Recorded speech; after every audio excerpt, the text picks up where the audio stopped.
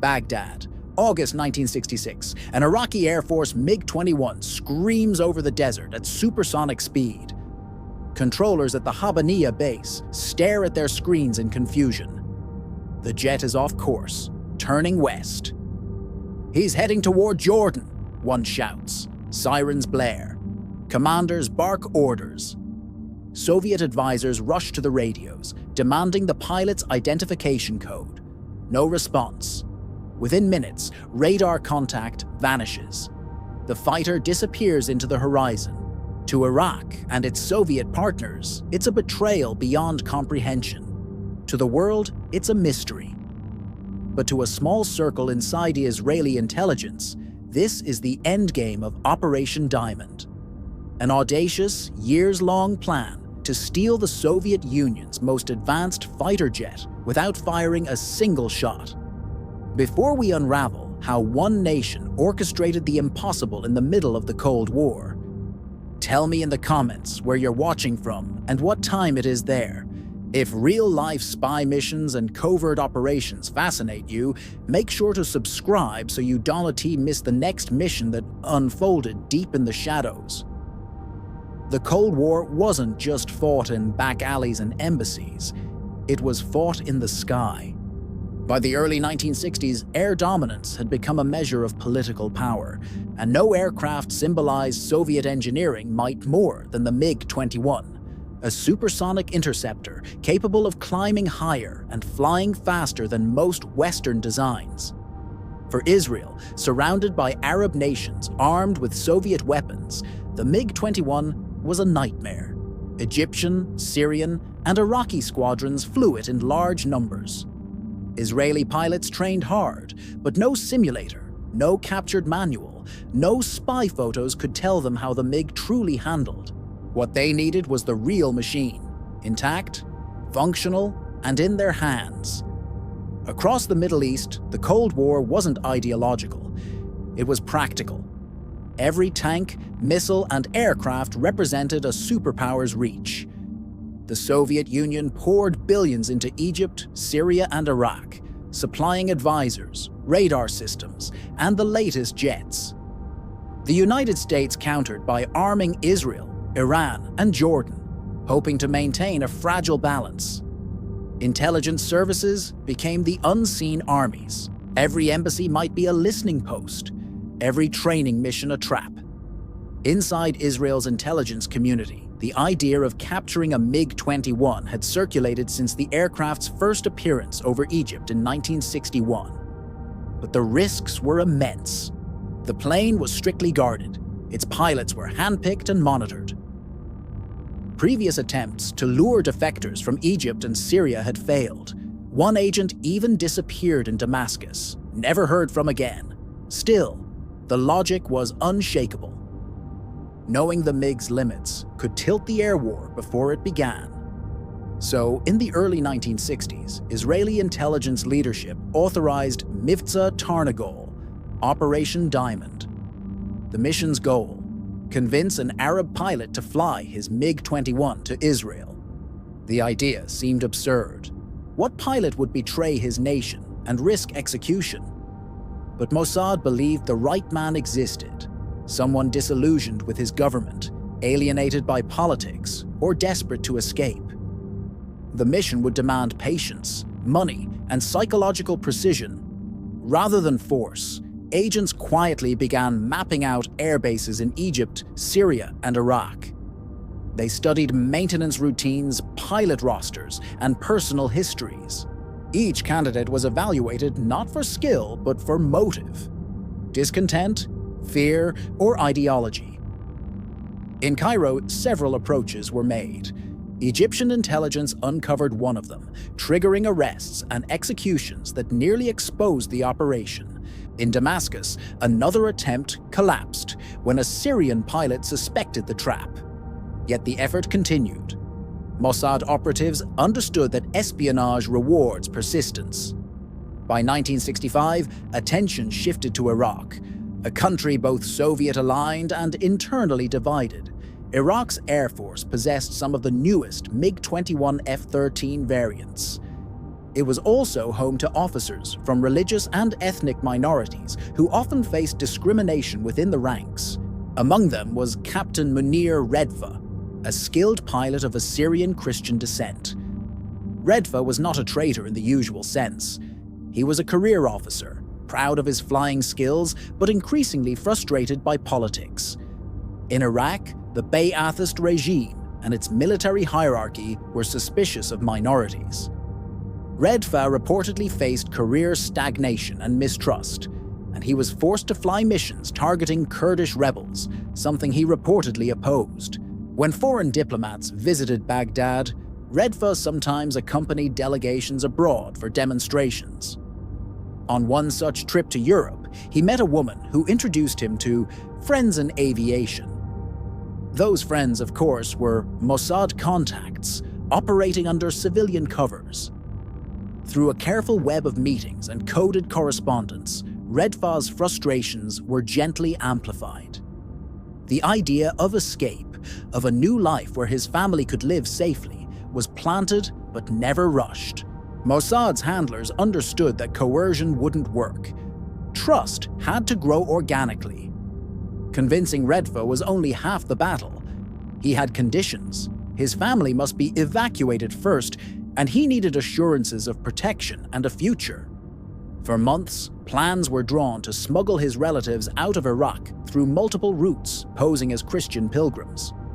Each move required coordination with friendly assets in Europe and the Levant. One misstep could expose the entire network. Meanwhile, Israeli engineers began drafting potential flight routes. The MiG's limited range meant Redfa would have to fly low across the desert, conserving fuel and avoiding radar. Jordan's air defenses posed another threat. Calculations suggested the aircraft would land in Israel with barely minutes of fuel left. Within Israel, some intelligence officials questioned the morality of the mission. Recruiting a man to risk his life and family could backfire, but others argued that in the unforgiving logic of the Cold War, survival depended on information. To them, this was not theft. It was preemptive defense. By late 1965, preparations were complete. Redfa had quietly agreed. His family had begun their secret escape. Iraqi counterintelligence remained unaware, and Soviet advisors had no reason to suspect their trusted pilot.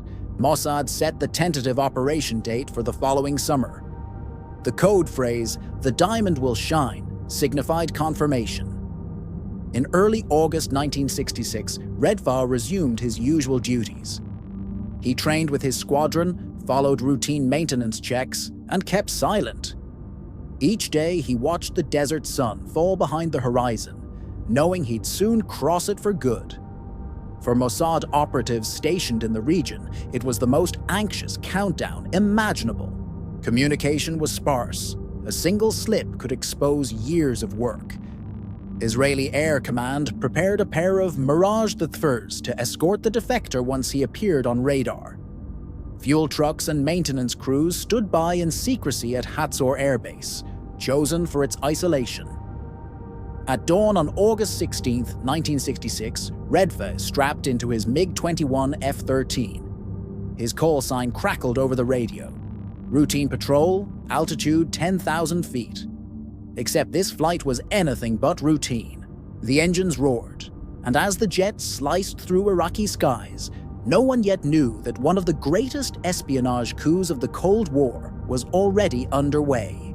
Every spy operation begins with an idea, and collapses if the wrong man is trusted. In the case of Operation Diamond, success depended entirely on one pilot's conscience, his doubts, and his desperation. The Mossad didn't find Munir Redfa by luck.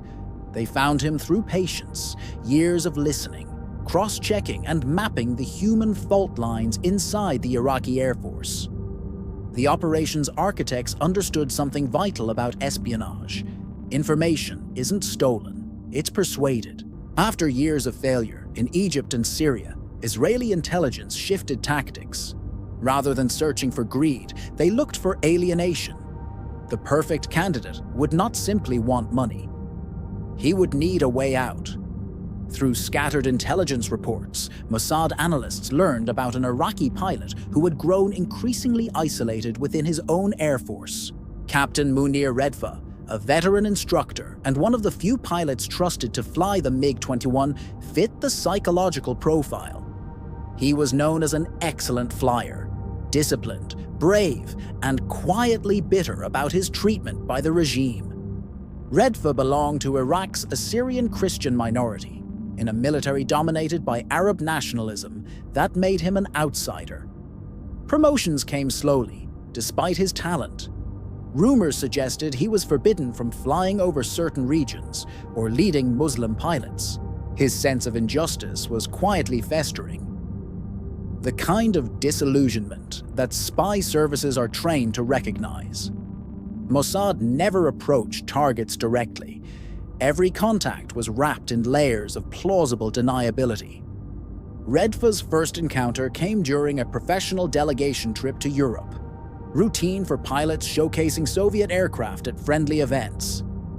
There, through intermediaries posing as European businessmen, Mossad initiated contact. The approach was subtle.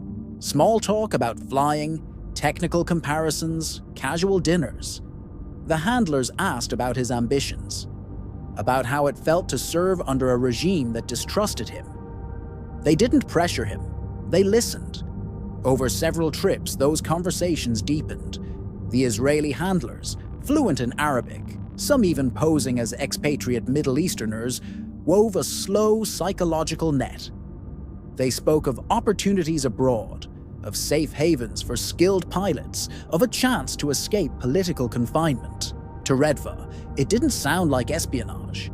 It sounded like freedom. By early 1966, Redfa's trust had solidified. But Mossad knew emotional persuasion wasn't enough. They needed rational leverage, a way to make him believe the risk was survivable. Redfa's greatest fear was for his family. Iraq's secret police were notorious for collective punishment. Defection meant death, not just for him, but for his relatives. So Mossad began the second phase: extraction of the family.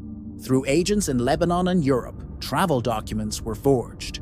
Under the cover of religious pilgrimage, members of Redfa's family were quietly moved out of Iraq in small groups. Each crossing was a miniature operation.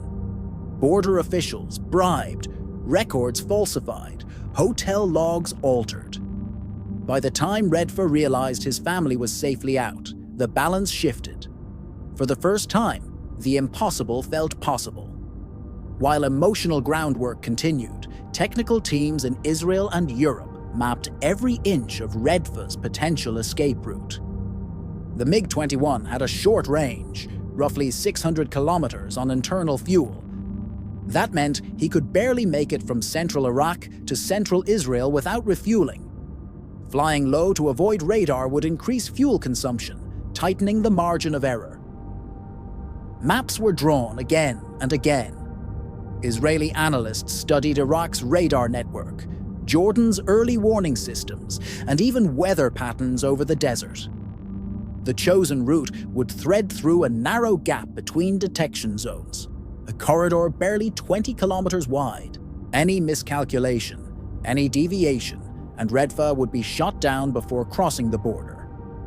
To minimize detection, he was instructed to fly at extremely low altitude, keeping the ground radar horizon above him. A tactic dangerous even for experienced pilots. Once he neared Israeli airspace, ground control would identify his radar signature and send 2 Mirage fighters to escort him in. The plan was clear, but the human element remained fragile. Months of preparation turned into a silent standoff of nerves. Mossad's handlers provided Redfa with coded phrases to signal readiness. "The diamond will shine" meant the operation was a go. But days before the agreed flight, Redfa nearly backed out. He had been promoted to flight leader, a recognition long denied to him. For a moment, he believed the system might change. Yet the reality of Iraq's internal politics soon returned. Surveillance around his home increased. Whispers about his loyalty circulated in the officers' mess. He realized his future was closing in again. In late July 1966, Redfa met his Mossad contact one final time in Europe. Over coffee, he asked, "Can you truly guarantee my family's safety?" The answer was calm, confident. "They're already safe." That moment sealed it. He would defect. Once back in Iraq, Redfa behaved normally.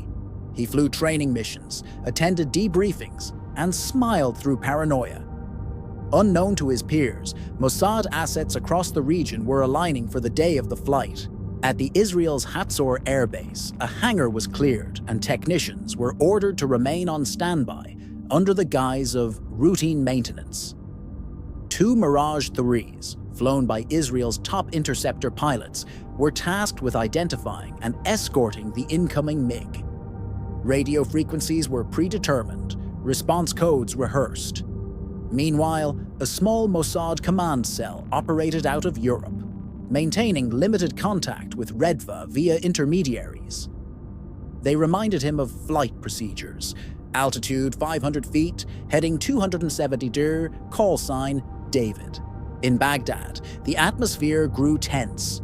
Rumors circulated that Soviet advisors were pressuring Iraq to tighten security on its MiG squadrons after minor defections from Allied states. Time was running out. Every intelligence operation ultimately comes down to human fear. In his final days in Iraq, Redfa's anxiety was palpable. He visited his family's now empty home. He wrote a farewell letter, though it's unclear if it was ever found. He wasn't motivated by ideology or money. He was driven by survival. A pilot trapped between loyalty to a flag and loyalty to his own life. In the shadow world of espionage, such motives are the most volatile, unpredictable, yet powerful. Even inside Mossad, opinions were divided. Some senior officials questioned whether it was ethical to recruit a man from a minority group already suffering discrimination, essentially exploiting his vulnerability. Others countered that Iraq's alliance with the Soviet Union made the operation vital for regional security. The debate was left unresolved. Espionage rarely allows moral clarity. On August 10, 1966, Redfa transmitted the agreed signal through coded communication. "The diamond will shine." That phrase, innocuous to anyone else, set into motion a chain reaction across 3 countries. In Israel, technicians began last-minute simulations for the MiG's landing. In Europe, Mossad field agents destroyed cover identities and left hotels under false names. And in Baghdad, Captain Redfa reported for duty as if nothing had changed. His final evening in Iraq was eerily calm. Records suggest he dined with fellow pilots, discussing maintenance schedules. He laughed, joked, and spoke of upcoming exercises. To his colleagues, it was an ordinary night. To him, it was the last time he'd see his homeland. At dawn, he drove to the airbase, his uniform pressed, his mind in turmoil. He checked his MiG carefully: fuel, hydraulics, oxygen supply.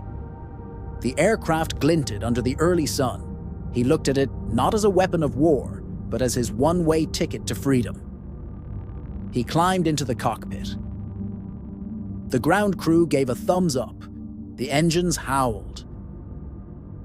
As the jet lifted off the runway, he carried with him years of frustration, fear, and hope, all bound to a single, irreversible decision. The diamond was finally shining. The sun was setting over an Iraqi airbase when Munir Redfa, a skilled pilot and devoted family man, prepared for what would become one of the most extraordinary flights in espionage history. He was trusted, respected, and loyal on the surface. But beneath that composed exterior, a storm had been brewing for months. One that would push him to cross a line no pilot in his position had ever dared to cross. He had grown disillusioned with Iraq's growing alignment with Moscow. Redfa, a member of Iraq's Assyrian Christian minority, often found himself under suspicion from the Ba'ath regime. His promotion stalled, his loyalty questioned, and his faith quietly marked him as an outsider among his peers. When Mossad approached him through intermediaries in Europe, they didn't talk about ideology. They talked about family, about freedom, about a future where he would no longer live under a regime that didn't trust him. The Mossad's plan was precise. Redfa would fly the MiG-21, one of the most secret and advanced aircraft of its time, directly out of Iraq and land it safely in Israel. The flight path would need to avoid Iraqi, Jordanian, and Saudi radar, skimming over the desert before disappearing from sight.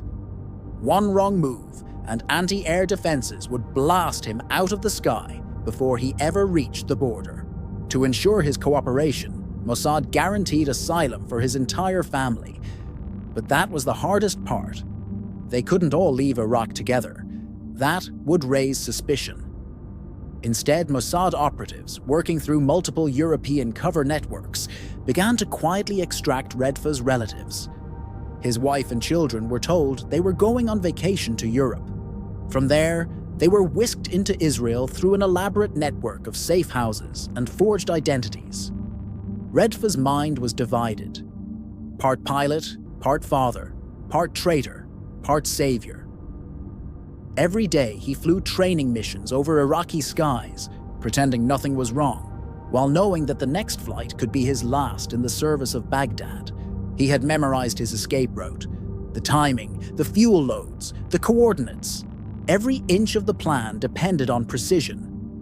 Then, in August 1966, the plan moved into motion. Redfa was assigned a test flight of a MiG-21. The conditions were perfect. The aircraft was fully fueled, lightly armed, and no one questioned his authority to take off. At first, he flew as usual. Routine radio checks, calm exchanges with the control tower. But then, instead of circling back, he banked sharply west. Within minutes, Iraqi controllers realized something was wrong. Redfa wasn't responding. The MiG's transponder vanished from their radar. The desert sky swallowed him whole. At 30,000 feet, the MiG cut across Jordanian airspace. Israeli radar locked on, not as a threat, but as a beacon of opportunity. 2 Israeli Mirage jets scrambled to intercept him. Their mission wasn't to destroy. It was to escort. They made visual contact, flying close enough for Redfa to see their insignia. He raised one hand from the cockpit, signaling recognition. The Mirages guided him toward a landing strip at Hatzor Air Base, just north of Tel Aviv. The touchdown was smooth, almost too calm for what it represented. As the MiG rolled to a stop, Redfa removed his helmet and sat motionless. Years of tension drained from his body. He had just delivered one of the most valuable aircraft in the world to a nation that wasn't supposed to have it. Israeli technicians rushed the aircraft into a secure hangar. Mossad officers met Redfa on the tarmac. He was safe. His family was already in Israel, under protection, waiting. For the first time in months, he exhaled without fear. But even in that relief, the enormity of what he'd done began to sink in. He hadn't just defected. He had altered the balance of air power in the Middle East and handed the West access to a jet that had frustrated NATO's air forces for years. Inside CIA briefings, news of the operation spread like wildfire. Washington had spent years trying to obtain a MiG-21. And now, thanks to an Israeli operation, they would get the chance to study it. Piece by piece, bolt by bolt. Mossad, for its part, celebrated quietly. There were no medals, no public acknowledgements. The agency didn't operate for glory. But within intelligence circles, Operation Diamond became a model of precision tradecraft. How to turn human emotion into geopolitical advantage, and how one man's longing for freedom could rewrite the skies above nations. For Munir Redfa, the story ended in silence. He lived in Israel for the rest of his life, under a new identity, rarely speaking about what he had done. Some say he missed home. Others say he never looked back. But one fact remained. His single flight reshaped air combat forever. And as the MiG sat under Israeli hangars, engineers and intelligence officers prepared for the next phase, the real purpose of Operation Diamond. What secrets could be learned from the Soviet jet that once guarded the skies of Iraq? The moment the MiG-21 rested on Israeli tarmac was not just the conclusion of a single flight. It marked the beginning of a complex cascade of strategic consequences. In intelligence and military circles, the operation would later be recognized not by fanfare, but by the quiet reshaping of regional and international calculations. Once secured, the aircraft was shrouded in secrecy. Israeli engineers and technicians began an exhaustive study. Every instrument panel, flight control, radar system, and weapons mount was examined. Flight test simulations were conducted to understand maneuverability, climb rate, acceleration, and radar signature. The data allowed Israeli pilots to anticipate the MiG-21's tactics in combat. What once seemed unpredictable suddenly became a problem that could be countered with training and strategy. The assessment extended beyond operational mechanics. Israeli intelligence catalogued maintenance schedules, fuel consumption rates, and the aircraft's vulnerabilities in different climates and altitudes. Engineers noted subtle flaws in avionics, in the canopy design, in the ejection system that Western analysts had speculated about but never confirmed. The intelligence windfall arrived at a critical moment. By 1967, regional tensions escalated toward the Six-Day War. Armed with detailed knowledge of the MiG-21, Israeli planners were able to adjust aerial engagement strategies. While the defection of a single pilot and the capture of a single aircraft did not guarantee victory, it provided crucial insights into the limitations of Arab air forces that relied heavily on Soviet technology. Simulated dogfights against the MiG allowed Israeli pilots to refine tactics, exploit weaknesses, and reduce uncertainty in actual combat operations. The operation also sent a silent signal across the Middle East. Israel's air intelligence capabilities had reached a level where even the most guarded assets were vulnerable. Iraq's reaction was immediate and harsh. Internal security crackdowns, military interrogations, and intensified surveillance became the norm. Soviet advisors pressured Baghdad to improve pilot loyalty programs and implement stricter airbase security. Yet, the MiG-21 was already beyond their reach, and the psychological impact on Iraqi pilots was profound. The operation did not end with Israeli analysis. The MiG was later shared selectively with allied intelligence partners. The United States, for example, benefited from detailed studies of Soviet air technology, improving NATO preparedness and aircraft design. Lessons learned from the MiG-21 informed training for Western pilots and contributed to a broader understanding of Soviet aerial doctrine. In essence, one flight had rippled across continents, influencing not only Israeli tactics but also international military strategy. While intelligence analysts celebrated, the human side of the operation remained complicated. Munir Redfa, the pilot, never returned to Iraq. He lived the rest of his life in Israel under a new identity, his family safe but forever separated from their homeland. For Israel and the Mossad, the mission's success came with moral ambiguity. It involved recruiting a man from a marginalized minority, convincing him to abandon his country and comrades, and exposing him to extreme personal risk. Yet, the strategic rationale, gaining access to one of the world's most advanced fighter jets, was deemed paramount. Operation Diamond remains a case study in the interplay between morality and necessity in intelligence work. The operation was neither heroic nor villainous. It was calculated, deliberate, and highly effective. It demonstrates how espionage operates in the shadows, often in ethically gray territory, where the outcomes are measured in information and advantage rather than public approval. Operation Diamond became a blueprint for covert technical acquisitions. It proved that intelligence services could influence regional and global power balances without direct combat.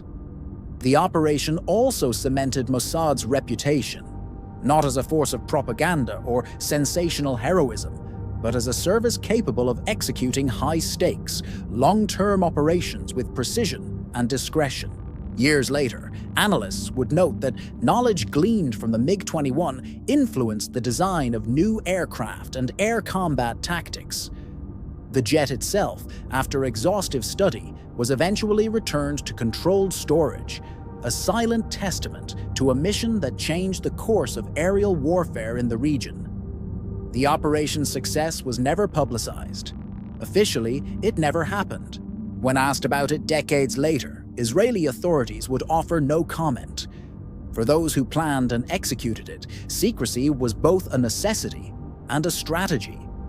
Yet in the annals of Cold War espionage, Operation Diamond stands as an example of how a single, carefully orchestrated act of intelligence could ripple across nations, alter military outcomes, and demonstrate the decisive role of human ingenuity in international affairs. The stolen MiG-21 was more than a piece of machinery.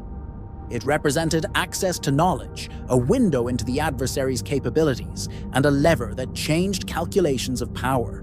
It was a mission executed entirely in the shadows, where success was measured not in headlines, but in insight, advantage, and the quiet shift of strategy in a volatile region. If you thought this operation was daring, the next story in our series will take you even deeper into the hidden world of Cold War espionage, where no one admits the mission ever happened. Yet the consequences still echo decades later. Subscribe to Spy Shadows and follow the shadows, where real intelligence unfolds, away from the headlines, in the world of secrecy, strategy, and unseen wars.